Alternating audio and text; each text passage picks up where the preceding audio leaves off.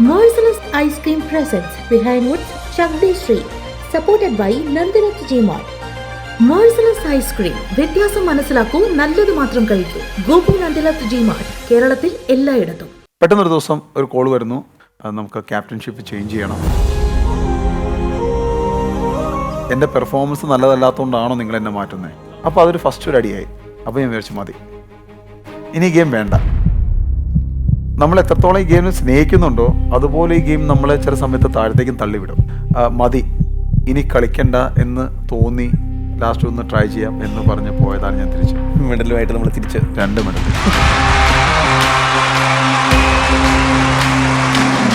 സ്വന്തം മോനാണ് പ്രധാനമന്ത്രിയുടെ കൈകൾക്കുള്ളിൽ ഇരിക്കുന്നത്. അവനെ കൊണ്ടൊരു രക്ഷയില്ല. ഞാൻ കഴിഞ്ഞ ദിവസം വീട്ടിൽ വന്നിട്ട് അവൻ എന്നെ ഒരു വില ഉണ്ടായിരുന്നില്ല. പ്രധാനമന്ത്രിനെ കണ്ടു, പിന്നെയാണ് നീ. ശരിക്കും പറഞ്ഞു കഴിഞ്ഞാൽ അത്രയും നേരം നിന്ന PM അല്ല ആ ഡോറ് കഴിഞ്ഞ് എൻ്റെ ഫാമിലിയുടെ അടുത്തേക്ക് വന്നപ്പോൾ ഉണ്ടായിരുന്ന PM. ഇത് അദ്ദേഹം വന്ന് ആദ്യം മോനെ പിടിച്ചാണ് വർത്താനം പറഞ്ഞു തുടങ്ങിയത്. അത് കഴിഞ്ഞ് മോളുടെ അടുത്ത് സംസാരിക്കുന്നു, അച്ഛൻ്റെ അമ്മയുടെ അടുത്ത് സംസാരിക്കുന്നു, അവനെ കെട്ടിപ്പിടിക്കുന്നു. അത് കഴിഞ്ഞ് നീ എൻ്റെ കൂടെ വാ എന്ന് പറഞ്ഞ് അവൻ്റെ കൈയും പിടിച്ചിട്ടാണ് പിന്നെ പ്ലേയേഴ്സിൻ്റെ ലൗഞ്ചിലേക്ക് പോയത്. അവനെ കൊണ്ടുവന്ന് അവൻ്റെ വായിലൊരു ചോക്ലേറ്റ് വെച്ച് കൊടുത്തു, അവിടുത്തെ ഒരു കേക്ക്. ഞാൻ ആലോചിക്കുക, കിഴക്കമ്പലം എന്നൊരു സ്ഥലത്ത് കൃഷിക്കാരനായ അച്ഛൻ, അല്ലെങ്കിൽ ഒരു വീട്ടമ്മയായ എൻ്റെ അമ്മ, അല്ലെങ്കിൽ രാജക്കാട് ജനിച്ച എൻ്റെ വൈഫ്, ഇവരാരെങ്കിലും പ്രതീക്ഷിച്ചിട്ടുണ്ടാവോ PM വന്ന് അവരെ കൂടെ നിന്ന് സംസാരിക്കും, ഫോട്ടോ എടുക്കും? ഒരിക്കലും ഇല്ല. എപ്പോഴെങ്കിലും ഈ എന്താ പറയാ, ഈ കളി നിർത്തിയിട്ട് പോവാം എന്നുള്ള തോന്നലുണ്ടായിട്ടുണ്ട്? ഉണ്ട്. യെസ്. എനിക്ക് ഏറ്റവും അവസാനമായിട്ട് തോന്നിയത് 2018. 2018 ഭയങ്കര ക്രൂഷ്യൽ ടൈമായിരുന്നു. വെച്ച് കഴിഞ്ഞാൽ ഡിപ്രഷൻ എന്നൊന്നും പറയാൻ പറ്റില്ല, ബട്ട് ഇരുന്നാലും ആസ് എ പ്ലെയർ മതി, ഇനി കളിക്കണ്ട എന്ന് തോന്നി ഒരു വേൾഡ് കപ്പ് കഴിഞ്ഞ് എൻ്റെ വീട്ടിലേക്ക് വന്നിട്ടുണ്ട്. അതായത് 2017 എനിക്കൊരു ഇഞ്ചുറി ഉണ്ടായി. ഇഞ്ചുറിയുടെ സമയത്ത് ഞാൻ ക്യാപ്റ്റനായിരുന്നു ടീമിൻ്റെ. അത് കഴിഞ്ഞു ഒരു വർഷം 8 മാസത്തോളം ടീമിൻ്റെ പുറത്തായി, തിരിച്ചു വന്നു ക്യാമ്പിൽ, ഇന്ത്യൻ ടീമിൽ കളിച്ചു. അപ്പോഴും ക്യാപ്റ്റൻഷിപ്പ് തിരിച്ചൊന്നും കിട്ടിയില്ല, നമ്മൾ അങ്ങനെ തന്നെയായിരുന്നു. അത് കഴിഞ്ഞ് കളിക്കുന്നു, പെർഫോമൻസ് ചെയ്യുന്നു, നന്നായി പോകുന്നു. അത് കഴിഞ്ഞ് ഒരു ഇന്ത്യൻ കോച്ച് തിരിച്ചു വരുന്നു, ഹരീന്ദർ സിംഗ് എന്നുള്ള പേരുള്ള ഒരു ഇന്ത്യൻ കോച്ച് തിരിച്ചു വരുന്നു. അദ്ദേഹം വീണ്ടും പറഞ്ഞു, ശ്രീ, എൻ്റെ ടീമിൽ നീയാണ് ക്യാപ്റ്റൻ. അങ്ങനെ ഹോക്കി ഇന്ത്യ വേൾഡ് കപ്പ് വരെ എന്നെ ക്യാപ്റ്റനായിട്ട് പ്രഖ്യാപിക്കുന്നു. ഞാൻ ടീമിനെ കൊണ്ട് പോകുന്നു. നമ്മൾ എന്താ പറയുന്നത്, കോമൺവെൽത്ത് പോയി, കോമൺവെൽത്ത് അല്ല, നമ്മൾ അടുത്തത് പോയത് ചാമ്പ്യൻസ് ട്രോഫി നമുക്ക് സിൽവർ മെഡലുണ്ട്. അതിനുശേഷം ഏഷ്യൻ ഗെയിംസിന് പോകുന്നു. ഏഷ്യൻ ഗെയിംസിന് പോകുമ്പോൾ നമ്മൾ ഷൂട്ട് ഔട്ടിൽ സെമി ഫൈനലിൽ തോക്കുന്നു, മലേഷ്യയുമായിട്ട് ഷൂട്ട് ഔട്ടിൽ തോറ്റു. അപ്പം ഞാൻ ക്യാപ്റ്റനാണ്, ഗോൾ കീപ്പറുമാണ്. അപ്പോൾ എനിക്കൊരു ഭയങ്കര ഒരു ഗിൽറ്റി ഫീൽ വന്നു. കാരണം വെച്ച് കഴിഞ്ഞാൽ ഞാൻ നന്നായി ചെയ്തു, 5 ഷൂട്ട് ഔട്ടിൽ 3 ഞാൻ തടുത്തിട്ടു. പക്ഷെ എന്ന് പറഞ്ഞാലും നമുക്ക് ജയിക്കാൻ പറ്റിയില്ല. അപ്പോൾ അങ്ങനെ വന്നു കഴിഞ്ഞപ്പോഴത്തേക്കും അതെനിക്ക് ഭയങ്കരമായിട്ട് എഫക്റ്റ് ചെയ്തു, അതൊരു നെഗറ്റീവായിട്ട് എഫക്റ്റ് ചെയ്തു. ദൈവമേ, ഞാൻ കാരണം ടീം തോറ്റല്ലോ. അതിനുശേഷം എന്നാലും നമ്മൾ നന്നായി കളിച്ചു, നമ്മൾ ബ്രോൺസ് മെഡൽ വിൻ ചെയ്ത് തിരിച്ചു വന്നു. അതിനുശേഷം നാട്ടിൽ വന്നു, കുറച്ചു കാലം കഴിയുന്നു. അന്ന് മറ്റേ എന്താ പറയുക, കോൻബനഗ ഉറുപ്പതിയിലൊക്കെ പോയി. അപ്പോൾ അങ്ങനെ ഭയങ്കര ഹൈപ്പായിട്ട് നിൽക്കുന്നൊരു സമയമാണ്. പെട്ടെന്നൊരു ദിവസം ഒരു കോൾ വരുന്നു, കോച്ച് എന്നെ റൂമിലേക്ക് വിളിച്ചിട്ട് പറഞ്ഞു, ശ്രീ, ഹോക്കി ഇന്ത്യയിൽ നിന്നൊരു കോൾ വന്നു, നമുക്ക് ക്യാപ്റ്റൻഷിപ്പ് ചേഞ്ച് ചെയ്യണം. അപ്പോൾ ഞാൻ ചോദിച്ചു, എന്താണ് കാരണം ഒരു റീസൺ പറയണമല്ലോ. അപ്പോൾ അവർ തന്നൊരു റീസൺ എനിക്ക് വാലിഡേറ്റ് ആയിട്ട് തോന്നിയില്ല. അപ്പം ഞാൻ പറഞ്ഞു, സാറേ, ഒരുപക്ഷെ എനിക്ക് തരാതിരിക്കുവാണെങ്കിൽ എനിക്ക് കുഴപ്പമില്ലായിരുന്നു. ഇപ്പം എനിക്കെന്ന് തോന്നുന്നത് എൻ്റെ പെർഫോമൻസ് നല്ലതല്ലാത്തതുകൊണ്ടാണോ നിങ്ങൾ എന്നെ മാറ്റുന്നത്? അപ്പോൾ അതുകൊണ്ടല്ല, പക്ഷെ അതിന് തന്നൊരു റീസൺ വാലിഡ് അല്ലായിരുന്നു. അപ്പോൾ അതൊരു ഫസ്റ്റ് ഒരു അടിയായി. അത് കഴിഞ്ഞ് ഏഷ്യൻ ചാമ്പ്യൻസ് ട്രോഫി പോകുന്നു, ഞാനവിടെ ബെസ്റ്റ് ഗോൾ കീപ്പറൊക്കെ ആയി, തിരിച്ചു വരുന്നു, വേൾഡ് കപ്പ് പെർഫോം ചെയ്യുന്നു. വേൾഡ് കപ്പ് കളിക്കുന്ന സമയത്താണ് അച്ഛന് ഹാർട്ടിന് കുറച്ച് കംപ്ലൈൻ്റ് ആയിട്ട് അച്ഛൻ ഹോസ്പിറ്റലിൽ അഡ്മിറ്റായി, ICUലായിരുന്നു. അപ്പോൾ ഞാൻ അവിടുന്ന്, ഭുവനേശ്വറിലായിരുന്നു വേൾഡ് കപ്പ്. അപ്പോൾ ഞാൻ അവിടുന്ന് ഒരു മാച്ച് കഴിഞ്ഞ് അന്ന് രാത്രി ഞാൻ അവിടുന്ന് ഫ്ലൈറ്റ് കയറുന്നു, ഞാൻ നേരെ കൊച്ചിയിൽ വന്ന് ഇറങ്ങുന്നു. അപ്പോൾ രാവിലെ ICUലിരിക്കുകയാണ്. അപ്പം ICUവിൻ്റെ മുമ്പിലിരിക്കുന്നു, ഡോക്ടർമാരെ സംസാരിക്കുന്നു. അപ്പോൾ എനിക്കൊരു മെസ്സേജ് വരുവാണ്. മീഡിയാസ് ഇഷ്ടം പോലെ പേരുണ്ടല്ലോ, അപ്പോൾ അവർ മെസ്സേജ് അയക്കുന്നു. അതിനകത്തൊരു ക്യാപ്ഷൻ എന്താ വെച്ച് കഴിഞ്ഞാൽ, there is a hole in the Indian wall എന്ന് പറഞ്ഞിട്ടൊരു ക്യാപ്ഷനോട് കൂടിയിട്ടാണ് ഒരു ന്യൂസ് പേപ്പർ കട്ടിങ് വരുന്നത്. അതായത് വൻമതിലൊരു വിള്ളൽ.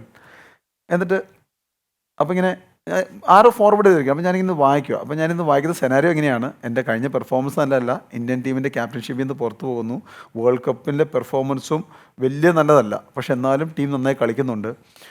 ഹോസ്പിറ്റലിന് മുമ്പിൽ, ICUവിന് മുമ്പിൽ അച്ഛനെ കാത്തിരിക്കുന്നു.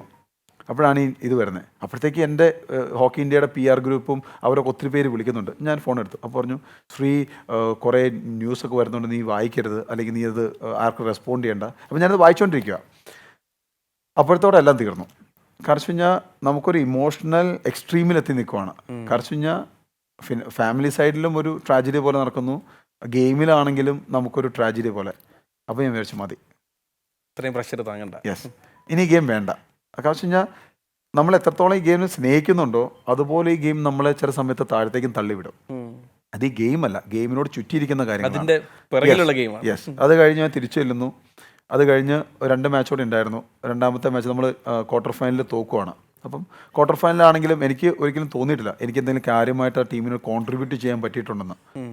അപ്പം ഇതോടെ കഴിഞ്ഞ് കഴിഞ്ഞപ്പോഴത്തേക്കും എനിക്ക് തോന്നി, ഞാൻ ആ വേൾഡ് കപ്പ് കഴിഞ്ഞ് കഴിഞ്ഞപ്പോഴത്തേക്കും എൻ്റെ 1-2 സീനിയർ പ്ലേയേഴ്സിനെ കണ്ടു. ഞാനോട് പറഞ്ഞു, ബായ് ഞാൻ നിർത്തുക, എനിക്ക് പറ്റത്തില്ല. കാരണം വെച്ച് കഴിഞ്ഞാൽ ഒന്ന്, ഞാൻ അപ് ടു മാർക്ക് പെർഫോം ചെയ്യുന്നുണ്ടോ എന്ന് എനിക്ക് അറിഞ്ഞുകൂടാ. 2, ഞാൻ പോകുന്ന സെനാരി അതുപോലെയാണ്. 3, ഈ ഒരു ഭയങ്കര ഒരു ട്രാജഡി പോലെ നടക്കുന്നുണ്ട്. അത് കഴിഞ്ഞ് ദൈവം സഹായിച്ചൊരു 2.5 മാസത്തോളം ഞങ്ങൾക്കൊരു ബ്രേക്ക് തന്നു, വലിയൊരു ബ്രേക്ക്. ഞാൻ ഫാമിലിയുടെ അടുത്തേക്ക് വന്നു, അവരുടെ കൂടെ കുറേ സമയം സ്പെൻഡ് ചെയ്തു, ഹോളിഡേയ്സ് ആഘോഷിച്ചു.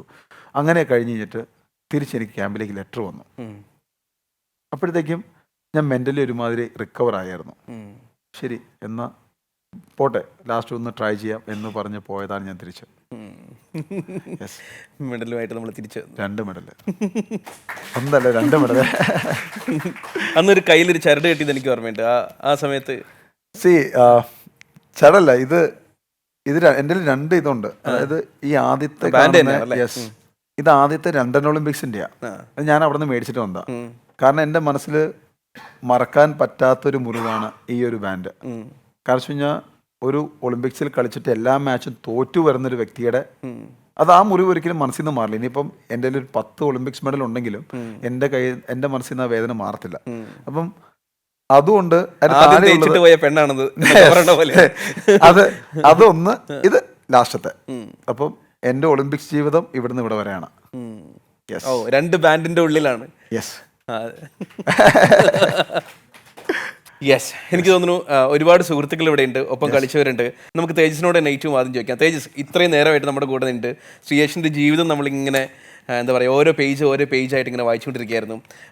ശ്രീജേഷിനെ കുറിച്ച് എന്താണ് തേജസിൻ്റെ മനസ്സിലേക്ക് വരുന്ന കാര്യങ്ങൾ? ശ്രീജേഷ് ഞങ്ങൾ പരിചയപ്പെട്ടിട്ട് അറൗണ്ട് 2002-2001 ഞാൻ അപ്പോൾ സായിലായിരുന്നു. ഞാൻ സമ്മർ ക്യാമ്പിനാണ് ജീവരാജിൽ ആദ്യമായിട്ട് പോകണം. അപ്പോൾ ഇങ്ങോരവിടെ ഉണ്ട്. അപ്പോൾ ഇങ്ങോര് കാണുന്നത്, ഞാൻ ആദ്യം കാണുന്നത് മെസ്സിലേക്ക് പോകുമ്പോഴാണ്. ഓക്കെ, അവിടെ ഒരു മെയിൻ സംഭവം എന്ന് വെച്ചാൽ ഉപ്മാവ്, ഓർമ്മയില്ല? അവിടുത്തെ ഉപ്മാവാണ് അവിടുത്തെ ഒരു ഫേമസ് സാധനമായിരുന്നു. ആ സമയത്ത് ഉപ്മാവ് ഉണ്ടാവും, പക്ഷേ പച്ചപ്പഴം ഉപ്മാവും. അപ്പോൾ ഇങ്ങോര് പോകുന്നത് നമ്മൾ കാണുന്നുണ്ട്. അപ്പോൾ നമ്മൾ സായിന്ന് പോകുന്ന ഒരു ടീം പോകുന്നുണ്ട്, ജീവരാജ് ഒരു ടീം പോകുന്നുണ്ട്. അപ്പോൾ അവിടെ പ്രത്യേകിച്ച് നോട്ട് ചെയ്തൊരു സാധനമാണ് ഈ പ്ലേറ്റ് കറക്കൽ.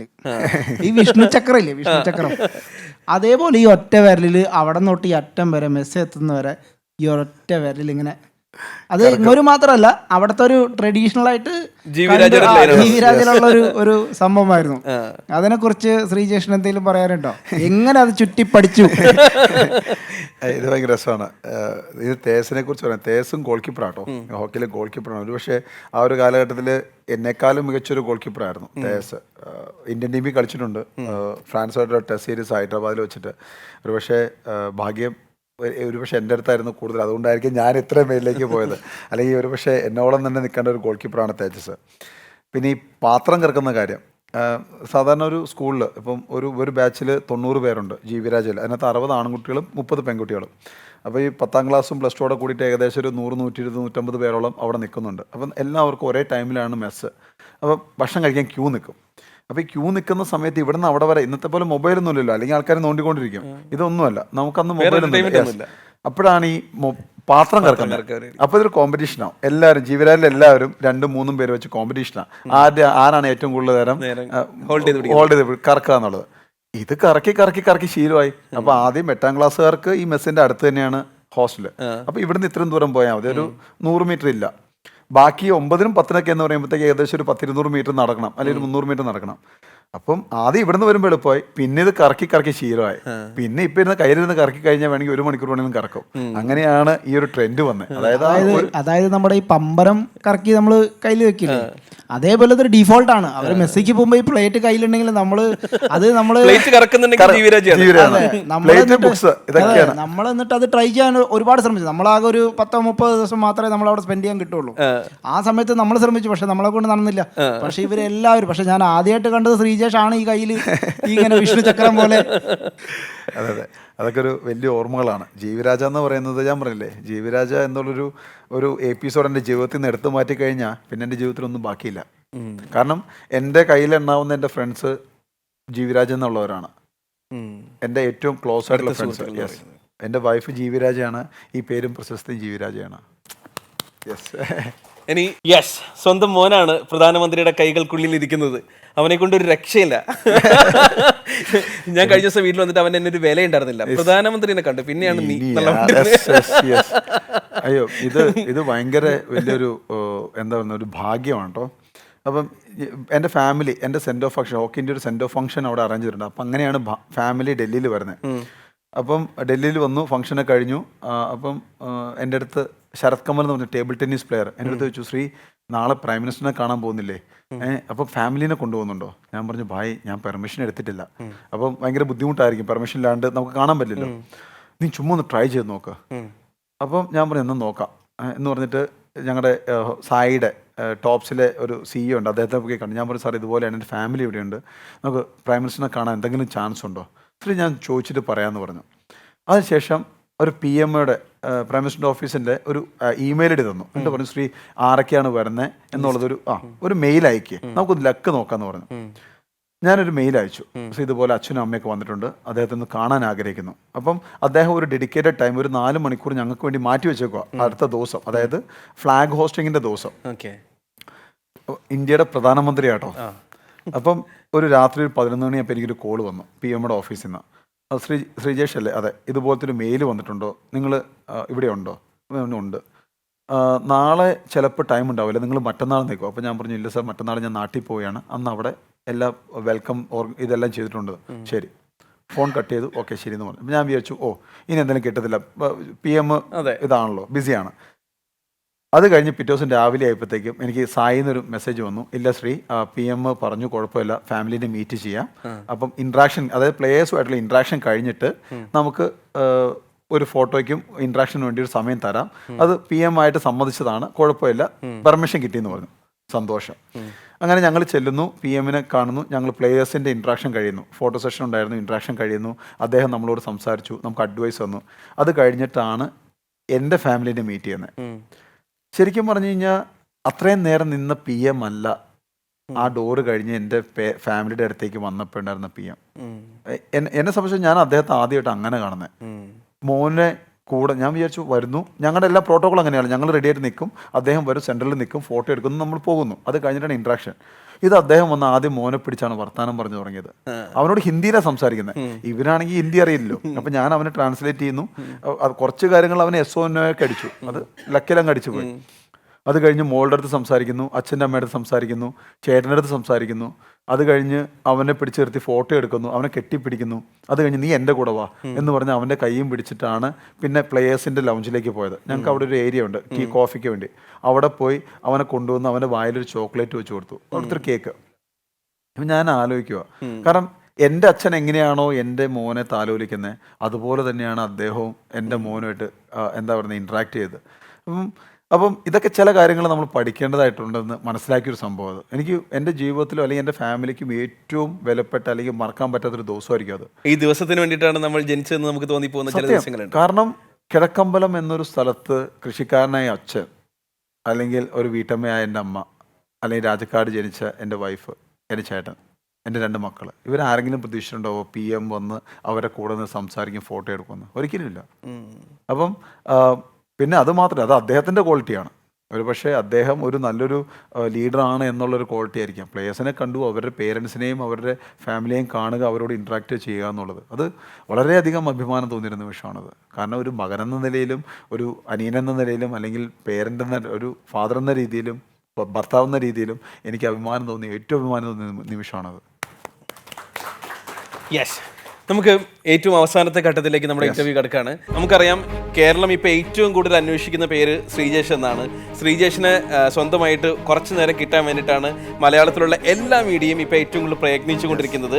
ഇത്രയും തിരക്കുകൾക്കിടയിലും ഇത്രയും സമയം എനിക്ക് തോന്നുന്നു അത്യാവശ്യം നന്നായിട്ട് നമ്മൾ കുറേ സമയം നമ്മൾ സ്പെൻഡ് ചെയ്തിട്ടുണ്ട്.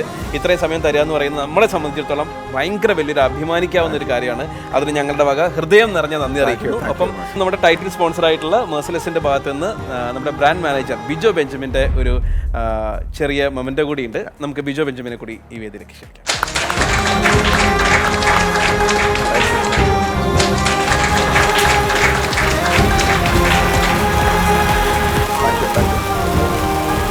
ഒപ്പം നമ്മളിപ്പോൾ ഈ പ്രോഗ്രാം നടത്തിയിരിക്കുന്നത് ഹോളിഡേയിലാണ്. ഹോളിഡേയിന്റെ പ്രതിനിധികളെ ഞാൻ ഈ വേദിയിലേക്ക് ക്ഷണിക്കുകയാണ്. ഒരു പൂക്കൂടെ നിറയെ സ്നേഹവുമായിട്ടാണ് holiday. Merciless presents Behindwoods Chak De Shri supported by Gopu Nandala Gmart. എന്തായാലും നമ്മുടെ ശ്രീക്കൊപ്പമുള്ള ഈ സമയങ്ങൾ തൽക്കാലത്തേക്ക് നമ്മളിവിടെ വൈൻഡപ്പ് ചെയ്യാണ്. ശ്രീയുടെ ഈ മെഡൽ തിളക്കം അത് നമ്മൾ അല്പം മുമ്പ് പറഞ്ഞ പോലെ ഇന്ത്യൻ ഹോക്കി ഉള്ളിടത്തോളം കാലം 16-ാം നമ്പർ എന്തുകൊണ്ട് മറ്റാർക്കും ഇല്ല എന്ന് ഓരോരുത്തരും ചോദിക്കുന്നിടത്തോളം കാലം നിലനിൽക്കുമെന്നുള്ള കാര്യത്തിൽ യാതൊരു തർക്കമില്ല. ശ്രീ ഒരിക്കൽ കൂടി ഞങ്ങളുടെ എല്ലാവരുടെയും ഭാഗത്തു നിന്നും ഹൃദയം നിറഞ്ഞ അഭിനന്ദനങ്ങൾ. ഒപ്പം ശ്രീക്കും ശ്രീയുടെ ഫാമിലിക്കും ഞങ്ങളുടെ ഹൃദയം നിറഞ്ഞ ഓണാശംസകൾ കൂടിയായിരിക്കും. Thank you. Thank you. Merciless Ice Cream presents Behind Woods Shakti Street, supported by Nandirath Gmart. Merciless Ice Cream വ്യത്യാസം മനസ്സിലാക്കൂ, നല്ലത് മാത്രം കഴിക്കൂ. ഗോപു നന്ദിലത്ത് ജിമാർട്ട് കേരളത്തിൽ എല്ലായിടത്തും.